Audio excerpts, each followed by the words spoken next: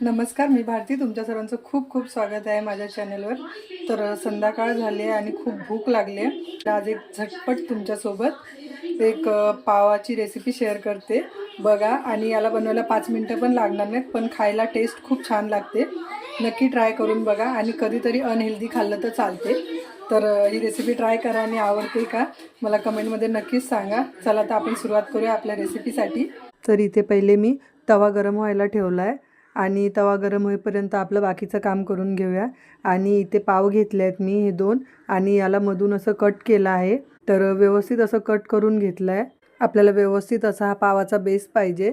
आणि मग त्यानंतर पाव कट होईपर्यंत आपला तवासुद्धा गरम झाला आहे.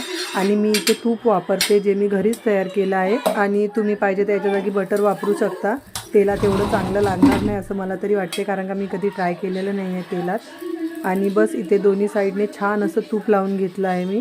आणि इथे दोन्ही साईडने तूप लावून झाल्यानंतर मग पाव छान असा भाजून घ्यायचा आहे. पहिले ऑफिसला जायची तेव्हा घरी आल्यावर खूप भूक लागायची आणि मग कधी जर समजा काही नसेल खायला तर मी झटपट पाव आणून हे बनवून खायची. आणि नंतर मग मी थोडंसं तूप अजून लावलं आहे. तर इथे छान पाव भाजून झाला आहे. आणि आता माझ्याकडे घरी शेजवान चटणी होती, तर मी याच्यावर लावली आहे थोडीशी शेजवान चटणी. तुम्हाला हवी असेल तर हिरवी चटणी जर तुमच्याकडे असेल तर तुम्ही हिरवी चटणीसुद्धा लावू शकता. आणि थोडीच लावली आहे मी, कारण का जास्त तिखट निहाल खाणार नाही म्हणून. आणि इथे मी टोमॅटो फ्लेवरवाले वेफर घेतले आहेत. तुम्हाला जो फ्लेवर आवडत असेल त्या फ्लेवरनुसार घेऊ शकता.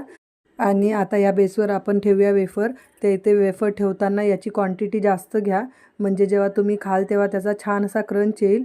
आणि मला चीज खूप आवडते, त्यामुळे मी इथे आता चीज किसून घातले थोडं. तर तुम्हाला जर आवडत नसेल तर तुम्ही हे स्टेप स्किप करू शकता. विदाऊट चीजसुद्धा हे खायला छानच लागणार आहे. आणि यावर मी घातला आहे थोडासा मॅगी मसाला. आणि मग बस इथे पाव फोल्ड करून घ्या आणि परत थोडासा भाजून घ्या, म्हणजे चीज मेल्ट होईपर्यंत. व्हिडिओ बघतच आहात तर व्हिडिओला लाईक करा, तसेच चॅनलला सबस्क्राईब करा आणि बेल आयकॉनवर क्लिक करा, म्हणजे माझ्या प्रत्येक येणाऱ्या व्हिडिओचे नोटिफिकेशन्स तुम्हाला मिळत राहील.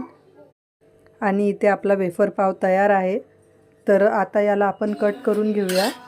आणि कट करताना मी इथे एक विदाऊट चीज केलं आहे आणि एक चीज थोडं वरतून चीज किसून घातलं आहे.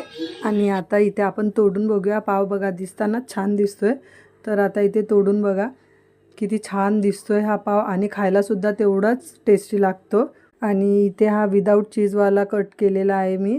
आणि आता आपण दोन्ही टेस्ट करून बघणार आहोत.